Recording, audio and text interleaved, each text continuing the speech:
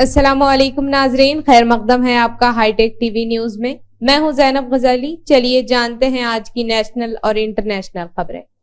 کسان مظاہرین کو دہلی سے باہر روکنے کی غرض سے غازی پور بارڈر پر بنائی گئی دیوار اب گرائی جا رہی ہے۔ اس دیوار کے ہٹ جانے سے لوگوں کو ٹریفک جام سے راحت ملے گی۔ دراصل کسانوں کو دہلی آنے سے روکنے کے لیے یو پی گیٹ پر پولیس انتظامیہ نے ایک دیوار بنائی تھی۔ اس دیوار کی وجہ سے دہلی غازی آباد آنے جانے والوں کی ٹریفک جام کی دشواری کا سامنا کرنا پڑ رہا تھا۔ اس دیوار کو ہٹانے جانے سے غازی آباد، اندرا پورم، ویشالی، سندرا اور کوشامبی سے دہلی جانے والے لوگوں کو ٹریفک کی پریشانی سے کافی راحت ملے گی۔ واضح رہے، کسانوں نے 13 فروری کو کسان تحریک شروع کی تھی، جس کے تحت وہ ایم ایس پی کے لیے قانون بنانے اور سوامی ناتھن کمیشن کی سفارشات کو لاگو دہلی چلو کرنے کا مطالبہ کر رہے تھے۔ یہ کسان کرنا چاہتے تھے، لیکن انہیں پنجاب و ہریانہ مارچ کے سمبھو بارڈر پر روک دیا گیا تھا۔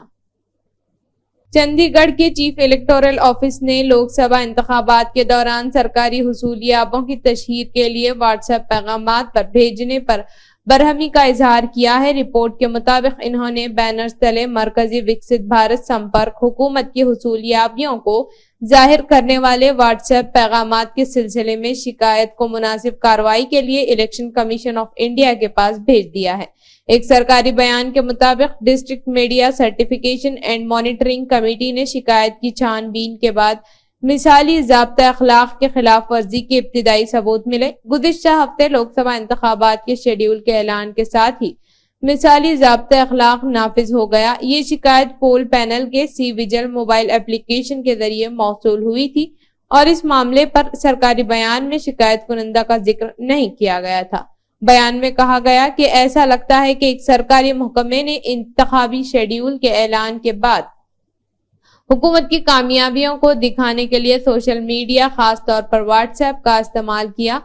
معاملے کی سنگینی کو دیکھتے ہوئے چیف الیکٹورل آفیسر چندی گڑھ نے مناسب کارروائی کے لیے معاملہ ای سی آئی کو بھیج دیا ہے۔ ورلڈ ہیپی اقوام متحدہ کے زیر اہتمام سالانہ میں فن لینڈ کو مسلسل 7ویں ایسٹ رپورٹ سال دنیا کا سب سے زیادہ خوش رہنے والا ملک قرار دیا گیا۔ اس رپورٹ میں جن نارڈک ممالک نے 10 سب سے زیادہ خوش رہنے والے ممالک میں اپنا مقام برقرار رکھا ہے، اس میں ڈنمارک، آئس لینڈ اور سویڈن بھی شامل ہیں۔ 2020 میں طالبان کے کنٹرول میں آنے کے بعد انسانی تباہی سے دوچار افغانستان سروے میں شامل 143 ممالک میں سب سے نیچے ہے۔ یہ رپورٹ بدھ 20 مارچ کو جاری ہوئی۔ ایک دہائی سے زائد عرصے سے شائع ہونے والی اس سالانہ رپورٹ میں یہ پہلا موقع ہے کہ امریکہ اور جرمنی ٹاپ 20 خوش رہنے والے ممالک میں شامل نہیں ہیں۔ نئے سروے میں امریکہ 23ویں اور جرمنی 24ویں نمبر پر ہے، جبکہ کوسٹا ریکا اور کویت 12ویں اور 13ویں پوزیشن پر ٹاپ 20 میں داخل ہو گئے ہیں۔ سٹارٹ دہلی کے پرگتی میدان میں 18 مارچ سے جاری ہے، جس کا آج 20 مارچ اپ مہاکمبھ آخری دن ہے۔ صبح 10:30 بجے وزیر اعظم نریندر مودی سٹارٹ اپ مہاکمبھ میں کاروباریوں اور سرمایہ کاروں سے خطاب کریں گے۔ اس تقریب میں بڑی تعداد میں لوگ شرکت کریں گے۔ اس کی وجہ سے دہلی پولیس نے ٹریفک ایڈوائزری جاری کی ہے۔ سٹارٹ مہاکمبھ کی وجہ سے 20 مارچ کو صبح 7 بجے سے رات کے 9 بجے تک پروگرام کے اختتام کے دوران بہت زیادہ بھیڑ دیکھنے کو ملے گی۔ اس کی وجہ سے بھارت منڈپم کے اطراف کی سڑکوں پر ٹریفک متاثر ہو سکتا ہے۔ دہلی کے متھرا روڈ اور بھیرو مارگ، سبرامنیم بھارتی مارگ پر کسی بھی گاڑی کو روکنے یا پارک کرنے کی اجازت نہیں ہوگی۔ یہاں عوام کے لیے عام داخلے کی اجازت نہیں ہے۔ ان سڑکوں پر کھڑی گاڑیوں کو ہٹا دیا جائے گا اور ہٹائی گئی گاڑیوں کو بھیرو مندر بھیرو مارگ کے سامنے ٹریفک فٹ پر کھڑا کیا جائے گا۔ امریکی وزیر خارجہ اینٹونی بلنکن نے کہا کہ غزہ خوراک کے سنگین کی 20 لاکھ آبادی کا خطرہ ہے۔ بی بی سی پر شائع رپورٹ کے بحران کے مطابق اسرائیل اور حماس جنگ کے آغاز کے بعد یہ پہلا موقع ہے کہ غزہ کی پوری آبادی کے لیے ایسا بیان سامنے آیا ہے۔ غزہ میں کام کرنے والے اقوام متحدہ کے اداروں نے کہا ہے کہ اگر مئی تک جنگ بندی نہ ہوئی اور امدادی سامان کی مطلوبہ مقدار غزہ تک نہ پہنچائی گئی تو غزہ کو شدید غذائی قلت کا سامنا کرنا پڑ سکتا ہے۔ اینٹونی بلنکن اس وقت فلپائن کے دورے پر ہیں۔ امریکی حکام نے منگل کو کہا کہ وہ جلد ہی مشرق وسطیٰ کا دورہ کرنے والے ہیں۔ اکتوبر میں حماس کے خلاف اسرائیل کے حملے کے بعد بلنکن کا مشرق وسطیٰ کا یہ چھٹا دورہ ہے۔ اپنے دورے کے دوران وہ جنگ بندی میں توسیع کے امکان پر بات کریں گے۔ منگل کو قطر میں اسرائیلی ثالث ایک بار پھر ممکنہ جنگ بندی پر بات کر رہے ہیں۔ اس بحث میں غزہ کو امدادی سامان پہنچانے سے لے کر حماس کی زیر حراست اسرائیلی یرغمالیوں کی رہائی تک سب کچھ شامل ہوگا۔ کیش کے بدلے سوال معاملے میں لوک پال نے کہا کہ سی بی آئی ترنمول کانگریس لیڈر مہوا موئترا کے خلاف مقدمہ درج کرے اور ان کے خلاف الزامات کی تحقیقات کرے۔ لوک پال نے سی بی آئی کو 6 ماہ کے اندر تحقیقات مکمل کرنے اور رپورٹ پیش کرنے کا حکم جاری کیا۔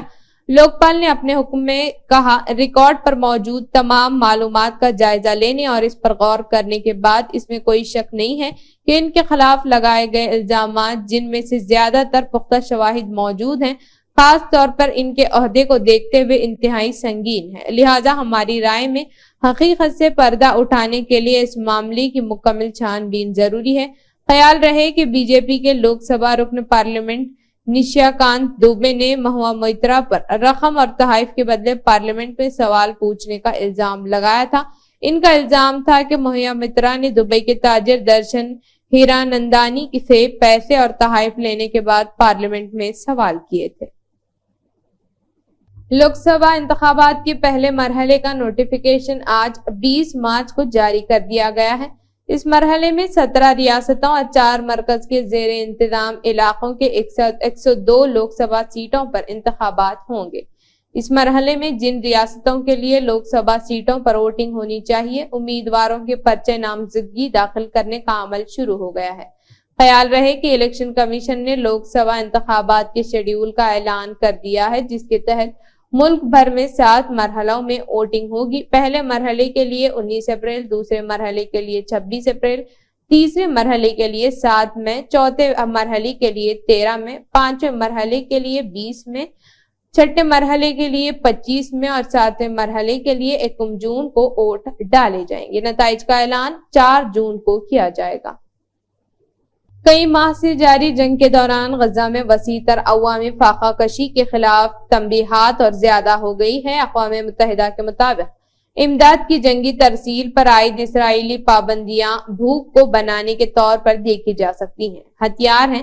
گزشتہ برس 7 اکتوبر کو حماس کے اسرائیل پر دہشت گردانہ حملے کے فوری بعد شروع ہونے والی غزہ کی جنگ میں، جو اس وقت اپنے 6 مہینے میں ہے، اس فلسطینی علاقے میں پہلے ہی سے اپنے گھروں سے بے دخلی کا شکار لاکھوں انسانوں کو اشیاء خوراک کی جس شدید قلت کا سامنا ہے، اس کے خلاف اٹھنے والے بین الاقوامی آوازیں اب اور زیادہ بلندتر ہو رہی ہیں۔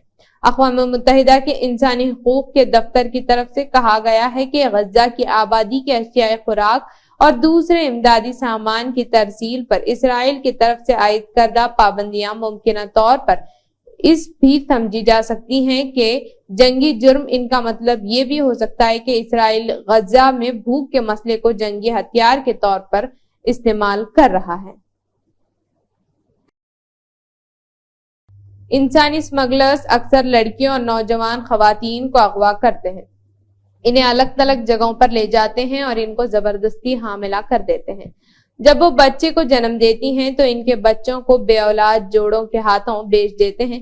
نائجیریا میں نام میں ایسی سہولیات نام نہاد بچے بنانے کے کارخانے موجود ہیں، جہاں لڑکیوں اور نوجوان خواتین کو کوئی نہ کوئی لالچ دلا کر انہیں حاملہ کر کے اس وقت تک رکھا جاتا ہے جب وہ بچے کو جنم نہیں دیتی ہیں۔ ایسا ان کی مرضی کے بغیر کیا جاتا ہے۔ یہ سلسلہ نائجیریا میں برسوں سے جاری ہے۔ یہ فیکٹریاں عام طور پر چھوٹی ہوتی ہیں اور یہاں غیر قانونی سہولیات میسر ہوتی ہیں، اور یہ پرائیویٹ میڈیکل کلینکس کے طور پر کام کرتی ہیں۔ یہاں حاملہ خواتین رہتی ہیں اور بچے جنم دینے کے بعد اپنے بچوں کو فروخت کے لیے پیش کر دیتی ہیں۔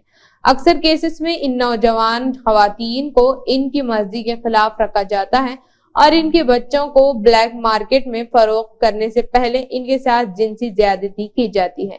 نائجیریا میں یہ رواج جنوب مشرقی ریاستوں ابیا، لاگوس، انامبرا، ایبونی، اینوگو اور امو میں بڑی پیمانے پر رائج ہے۔ نائجیریا کے سیکیورٹی اداروں کے مطابق گزشتہ 5 سالوں میں تقریباً 200 زیر زمین بچوں کے کارخانے بند ہو چکے ہیں، تاہم بند فیکٹریوں کو تبدیل کرنے کے لیے نئی سہولیت کھولی گئی ہے۔ رواں ماہ کے شروع میں پولیس افسران نے ایبیا میں ایک ٹھکانے پر حملہ کیا، جہاں انہوں نے 16 حاملہ لڑکیوں اور 8 کم سن بچوں کو بچایا۔ پولیس کی ایک ترجمان مورین چناکا نے انکشاف کیا کہ بازیاب کرائی جانے والی لڑکیوں کی عمریں 17 سے 27 سال کے درمیان تھی اور انہیں بتایا گیا تھا کہ انہیں بچوں کے کارخانے چھوڑنے کے لیے رقم دی جائے گی۔ یورپی کونسل کی رپورٹ کے مطابق جرمنی میں بڑھتی ہوئی نسل پرستی پر خصوصی توجہ دی جانی چاہیے، جو سماجی ہم آہنگی کو نقصان پہنچانے اور جمہوری اداروں کو غیر مستحکم کرنے کی صلاحیت رکھتی ہے۔ یورپی کونسل کے مطابق جرمنی کی غربت، رہائش کی قلت اور معذور افراد کو درپیش پسماندگی سے نمٹنے کے لیے ابھی بہت کچھ کرنے کی ضرورت ہے۔ منگل کو اسٹراسبرگ میں کونسل آف یورپ کی طرف سے شائع کی جانے والی ایک رپورٹ کے مطابق جرمنی میں غربت اور سماجی پسماندگی کی بلند سطح ملکی دولت کے مقابلے میں غیر متناسب ہے۔ اس رپورٹ کے مطابق اگرچہ برلن نے قابل رسائی سماجی نظام کی طرف خوش آئند قدم اٹھائے ہیں، لیکن بڑھتی ہوئی عدم مساوات سے نمٹنے کے لیے مزید کوششوں کی ضرورت ہے۔ اس کی وجہ یہ ہے کہ جرمنی میں سماجی حقوق کو ہمیشہ ایک قانونی ذمہ داری کے طور پر نہیں دیکھا جاتا، بلکہ ان تک رسائی وسائل پر منحصر ہوتی ہے۔ اس سال ایران میں نوروز کے جشن کا آغاز 20 مارچ سے ہو رہا ہے۔ کئی اشروں سے پابندیوں سے متاثرہ اس ملک کے عوام اس بار یہ تہوار شدید اقتصادی مشکلات میں منا رہے ہیں۔ لاکھوں ایرانی باشندے اس سال بدھ 20 مارچ سے شروع ہونے والے نوروز کے جشن کو اپنے اہل خانہ اور دوست و احباب کے ساتھ منانے کے لیے سفر کر رہے ہیں۔ تاہم کئی دہائیوں سے ایران پر اقتصادی پابندیاں عائد ہونے کے سبب ایرانی عوام کے لیے مالی مشکلات بہت زیادہ بڑھ چکی تھی۔ اس سال جشن نوروز اقتصادی دباؤ میں منایا جا رہا ہے۔ 20 مارچ کو ایران میں ٹھیک صبح 6:36 اور 26 سیکنڈ پر نوروز یا نیا سال کا آغاز ہو جائے گا۔ موسم بہار کے آغاز کا تعین فلکیاتی وقت کے مطابق ہوتا ہے۔ عالمی سطح پر جشن نوروز یا نئے سال اور موسم بہار کا جشن ایران، افغانستان، قزاقستان، ترکی، عراق، شام اور ان ممالک سے تعلق رکھنے والے باشندے بشمول کرد باشندے دنیا بھر میں جہاں کہیں بھی ہیں، یہ تہوار رنگا رنگ تقریبات کے ساتھ مناتے ہیں۔ تو یہ تھی آج کی اہم خبریں، پھر ملتے ہیں نئی خبروں کے ساتھ، تب تک جڑے رہیے high tech T V news کے ساتھ۔